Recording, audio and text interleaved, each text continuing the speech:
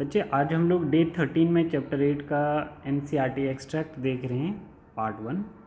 ठीक है, चैप्टर का नाम है cell is the unit of life. थोड़ा इम्पोर्टेंट है, 1 से 2 क्वेश्चन आपके नीट के बनते हैं यहाँ से 4-4 नंबर के। और हम लोग यहाँ पे डिस्कस करेंगे सबसे पहले इसका इंट्रोडक्शन, है ना। ये बोल रहा है सेल क्या है, cell is the unit of life, right. इसमें डेफिनेशन सेल की तो आप लोगों को सबको पता ही है, वो बताने की ज़रूरत नहीं है, ठीक है। बट मैं चाहूँगा कि इसमें आप लोग सेल की डिस्कवरी थोड़ी सी याद रखें, कभी कभी पूछा जाता है। और सेल की डिस्कवरी रॉबर्ट हुक ने की थी, सेल डिस्कवर किया था। Anton van Leeuwenhoek first observed and describe a live cell, ठीक है। इन्होंने पहली बार डिस्कवर किया है लाइव सेल, है ना। द इन्वेंशन ऑफ द, इसमें आप बोल सकते हो the invention of the compound and electron microscope revealed all the structural detail of the cells, ठीक है। ये जो इन्होंने स्ट्रक्चर एंड डिटेल सेल की सामने लाई थी, वो सिर्फ और सिर्फ कंपाउंड और इलेक्ट्रॉन माइक्रोस्कोप की हेल्प से लाई थी। समझ में आई बात। तो ये इसकी डेफिनेशन थी। अब आप लोग सेल थ्योरी के कुछ इंपॉर्टेंट पॉइंट को रिकैप्चुलेट करेंगे। जैसे cell theory given by Matthias Schleiden 1838 and Theodor Schwann 1839। एक बोटनिस्ट था और एक जूलॉजिस्ट थे, ठीक है। एक ने प्लांट सेल पे काम किया था, एक ने किस में, प्लाज्मा मेम्ब्रेन पे काम किया था, ठीक है। दोनों का क्या था, सेल थ्योरी पे काम करना, ठीक है बच्चे। He proposed a hypothesis that animals and plants are composed of cells and product of cells। इनका आइडिया था, हाइपोथेसिस था कि प्लांट्स और एनिमल्स जो हैं वो जो हैं वो सेल से ही बने हैं और सेल के कुछ प्रोडक्ट्स से बने हैं। समझ आई बात, ठीक है बच्चे। अच्छा, रुडोल्फ विर्च्यू एक साइंटिस्ट थे। इन्होंने बताया था कि जितनी भी लाइफ या सेल्स आप अभी देख रहे हैं, नए सेल्स, वो किसी प्री एग्जिस्टिंग सेल से ही आए हैं। तो इस स्टेटमेंट को इन्होंने अपने उसमें लिखा था ओमनेस सेलुला ई सेलुला, है ना। तो ये स्टेटमेंट याद रखना, किसने दिया है, रुडोल्फ विर्च्यू ने दिया है। कब दिया है, 1855 में दिया है। और क्या बोला है कि all new cells are comes from the pre existing cells, ठीक है। ये कहती है हमारी सेल थ्योरी। अच्छा, कुछ सेल थ्योरी के स्टेटमेंट हैं जो आपको याद रखने हैं। All living organisms are composed of cells and product of cells. हाँ, ये बात तो माननी पड़ेगी। जितना भी जो लिविंग कहलाएगा वो किससे बना होगा, या सेल से बना है या तो सेल के प्रोडक्ट से बना है। समझ आई बात।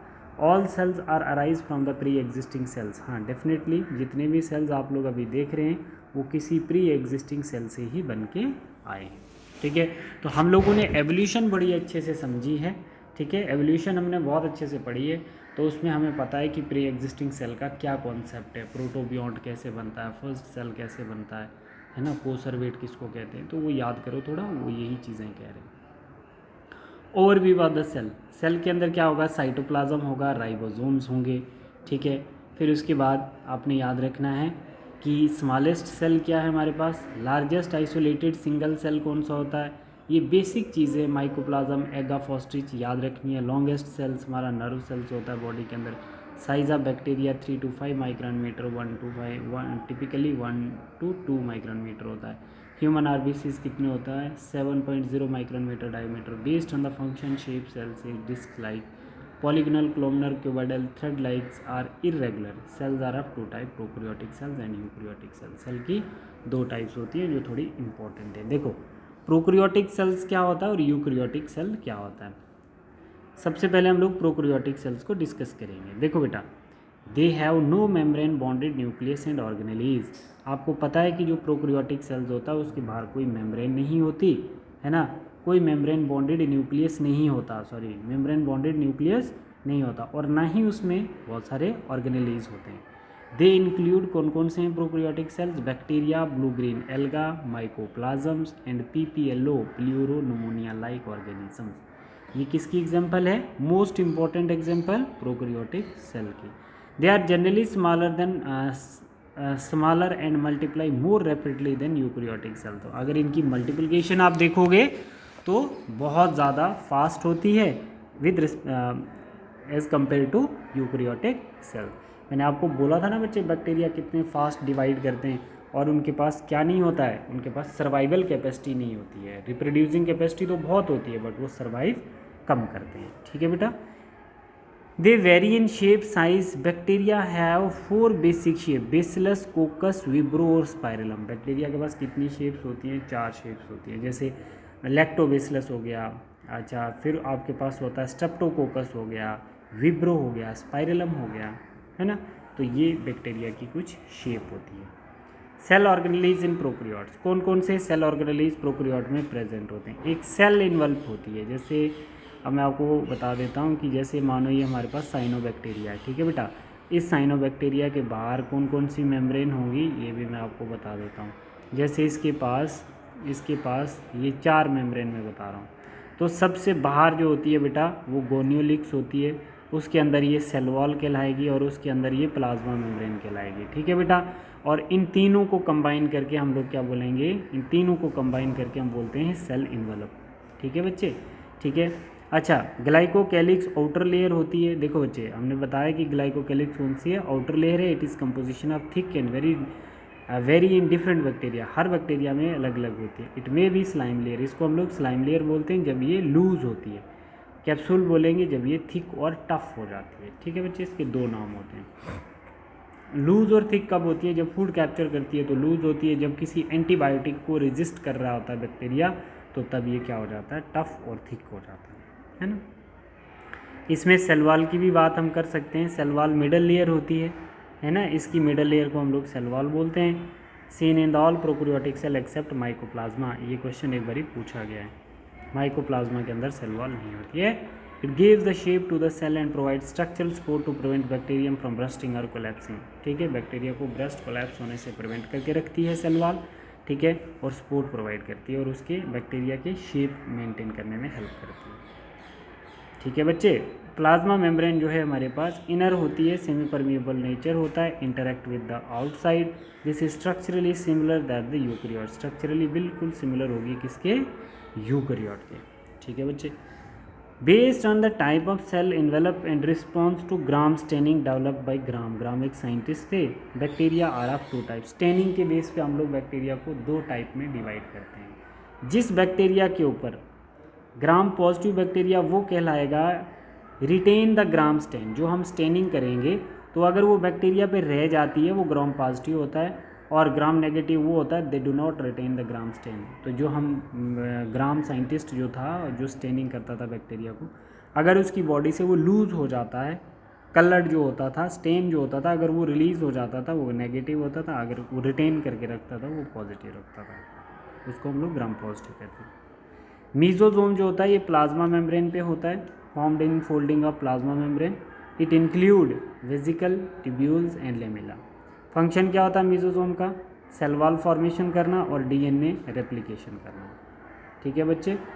और दूसरा क्या होता है? It distribution of chromosomes to daughter cells, respiration and secretion process. It increase the surface of area plasma membrane and enzymatic content, ठीक है. तो आप बोल सकते हो इसको हम बैक्टीरियल माइटोकॉन्ड्रिया भी बोलते हैं. मीजोजोम को क्या बोलते हैं? बैक्टीरियल माइटोकॉन्ड्रिया भी बोलते हैं इसको, मीजोजोम्स को. Chromatophore are the pigment containing membranous infolding the some prokaryotes that is cyanobacteria. Cyanobacteria में क्या होगा?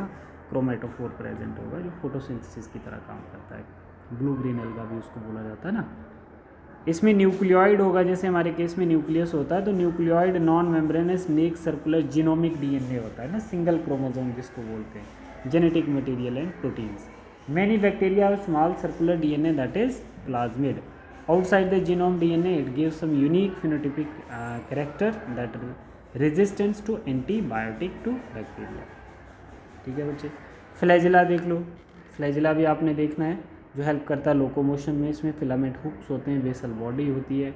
प्लाई इन फिम्बरे होता है, जो प्लाई और फिम्बरे क्या करता है बच्चे? इसको कंजुगेशन में हेल्प करता है, मोटिलिटी में हेल्प करता है प्लाइज, ठीक है. नेक्स्ट आप लोग देखते हैं इसमें राइबोसोम्स होता है. कौन सा राइबोसोम्स होता है बच्चे प्रोकैरियोट में? 70S राइबोसोम्स होता है. कौन सा होता है? 70S, जिसके 2 यूनिट क्या हैं? They are about 50 nanometer to 20 nanometer size होगा, associated with plasma membrane of prokaryotes, ठीक. तो इसके 2 सब यूनिट होते हैं, एक 50 और एक 30, ठीक है. और S का मतलब होता है सेडबर्ग्स यूनिट साइंटिस्ट के नाम पे. दे टुगेदर 70S प्रोकैरियोटिक राइबोसोम. तो राइबोसोम्स में प्रोकैरियोटिक राइबोसोम प्रोकैरियोटिक सेल में जो राइबोसोम्स होता है वो क्या होता है 70s राइबोसोम्स होता है। बेसिकली राइबोसोम्स का काम होता है प्रोटीन्स को सिंथेसाइज करना, ठीक है। S mean sedimentation coefficient the measure of density and size of the ribosomes, ठीक। फंक्शन क्या होता है, ribosomes are the site of translation जहाँ पर प्रोटीन सिंथेसिस होती है। राइबोसोम्स एक साइट होती है जहाँ पर प्रोटीन सिंथेसिस होती है। सेवरल राइबोसोम्स में attach a single mRNA to form chain called polyribosomes या polysomes. Ribosome translate the mRNA into proteins.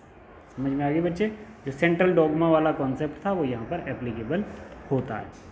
Inclusion body क्या होती है, इंक्लूजन बॉडी आप लोगों को पता है, these are non membranous stored reserve material seen freely in the cytoplasm of prokaryotes. Reserve food material, जो स्टोर फूड रिजर्व मटेरियल होता है उसको इंक्लूजन बॉडी बोला जाता है। किसके केस में बच्चे, प्रोकैरियोटिक सेल्स के केस में। फॉस्फेट ग्रेन्यूल्स आपकी इंक्लूजन बॉडी होती है। अच्छा, cyanophycin granules and glycogen granules, gas vacuoles जो होते हैं, खाली जगह जिसमें गैस होती है, वो आपकी इंक्लूजन बॉडी होती है। जैसे कैविटीज़ होती है ना बच्चे, उसमें फूड स्टोर करके रखी जाती है, तो वो इंक्लूजन बॉडी प्रोकैरियोटिक रिस्पेक्ट में हम लोग बात करते हैं, ठीक है। Gas vacuoles are found in blue green algae, blue greens, gas vacuoles are found in blue greens and purples and green photosynthetic bacteria, ठीक है। इनमें गैस वैक्यूल्स प्रेजेंट है। यूकैरियोटिक सेल्स में कुछ ज़्यादा बताने वाला तो है नहीं, बट आपको ध्यान रखना बेटा, ये हमारा यूकैरियोटिक सेल्स है और मेम्ब्रेन बॉन्डेड न्यूक्लियस होता है। थोड़ा डिफरेंस याद रखो प्रोकैरियोट और यूकैरियोट का। तो यूकैरियोट में एग्जांपल आती है प्लांट सेल्स और एनिमल सेल्स की। ये आ गया एनिमल सेल, इसके ऊपर माइक्रोविलाइज हैं, तो एनिमल सेल्स का माइक्रोविलाई वाला सेल है ये, ठीक है। ये प्लांट सेल है। तो आपको पता है बच्चे, प्लांट सेल्स के अंदर 90% स्पेस जो होती है वो किसने कवर की होती है, वैक्यूल ने की होती है, और इसका न्यूक्लियस इसीलिए वो साइड पे होता है, इसका प्लांट सेल का। और एनिमल सेल का न्यूक्लियस बिल्कुल सेंटर में होता है और ये इसकी माइक्रोविलाइज प्रेजेंट है। तो आप लोग देख सकते हैं इसका क्या क्या डिफरेंस है। सेल ऑर्गेनेलीज, अब सेल मेम्ब्रेन का थोड़ा सा देख लो आप लोग, ठीक है। सेल मेम्ब्रेन क्या होती है, सेल मेम्ब्रेन वाला कॉन्सेप्ट और ट्रांसपोर्टेशन क्या होती है इसमें, इस पे क्वेश्चन आता है। सेल मेम्ब्रेन का एक साइंटिस्ट है, fluid mosaic model given by Singer and Nicolson, कब दिया है, ठीक है। और क्या होती है सेल मेम्ब्रेन जो है, ये देखो यहाँ पर, इसको fluid mosaic model of plasma membrane भी बोलते हैं। ये सेल का इतना सा पार्ट है, जैसे ये सेल की मेम्ब्रेन है ना, सेल की मेम्ब्रेन, इसको इन्होंने बड़ा करके बताया है, ठीक है। तो ये कैसी होती है, this ability to move within the membrane to measured as the fluidity. इसमें एबिलिटी है कि ये बाहर से अंदर सबस्टेंस को भेजे और अंदर से बाहर सबस्टेंस को भेज सकती है। इसके बीच में कुछ इंटेग्रल प्रोटीन्स होती हैं, ठीक है। इंटेग्रल प्रोटीन है, शुगर कंपोनेंट है, लिपिड बाइलेयर है, ठीक है, ये कोलेस्ट्रॉल है। तो ये सारे नेचर मिलके क्या होता है, इसका क्या, transport of molecule, the membrane is selectively permeable, some molecule present on the either side of it. Due to fluid nature, the plasma membrane can help the cell growth, formation of intracellular junctions, secretion, endocytosis, cell division. Endocytosis क्या होता है, inside कोई substance को पास करना। इसमें type of transportation, यहाँ से question आता है बेटा, टाइप ऑफ ट्रांसपोर्टेशन से, ठीक है, ये याद रखना। इस मेम्ब्रेन में पैसिव ट्रांसपोर्टेशन भी होती है और एक्टिव ट्रांसपोर्टेशन भी होती है, ठीक है। इधर से क्वेश्चन आता है टाइप ऑफ ट्रांसपोर्ट्स में से। पैसिव ट्रांसपोर्टेशन में बच्चे हम लोग क्या करते हैं, it is the movement of molecule across the membrane along the concentration gradient. Passive का मतलब ही होता है कि किसी भी मैकेनिज्म के साथ अलोंग द कंसंट्रेशन ग्रेडियंट, है ना। जैसे हम ऊपर से गिर के नीचे जा रहे हैं तो हमें खुद ब खुद नीचे जा रहे हैं ना, मतलब कोई मॉलिक्यूल अपने ज़्यादा से कम किया और बिना एनर्जी खर्च किए हुए, without the expenditure of energy, that is passive transportation. वो पैसिव ट्रांसपोर्टेशन कैसे होती है, simple diffusion, the movement of neutral solute across the membrane. Osmosis होती है from high concentration to low concentration, ठीक है। बट एक्टिव ट्रांसपोर्टेशन, जिसमें हम लोग with expenditure of energy ATP utilize, that is sodium potassium pump, ATP use करते हैं और किसी सबस्टेंस को हम लोग inside and outside the cell through membrane पास करते हैं, वो एक्टिव ट्रांसपोर्टेशन होती है। तो इतना कर लेते हैं आज। नेक्स्ट क्लास में हम लोग सेल वॉल डिस्कस करेंगे, ये चैप्टर का सेकंड पार्ट करेंगे। ये फर्स्ट पार्ट था एनसीईआरटी का, ये आप लोगों ने मतलब लाइन टू लाइन इसको पढ़ना है, इसकी लेबलिंग, डायग्राम्स वगैरह सब अच्छे से देखना है, ठीक है बच्चे, ठीक है बेटा। तो इसी का एक और पार्ट हम बनाएंगे जिसमें हम लोग एनसीईआरटी के एक्सरसाइज डिस्कस करेंगे और साथ में पीवाईक्यू भी डिस्कस करेंगे। थैंक यू बच्चे।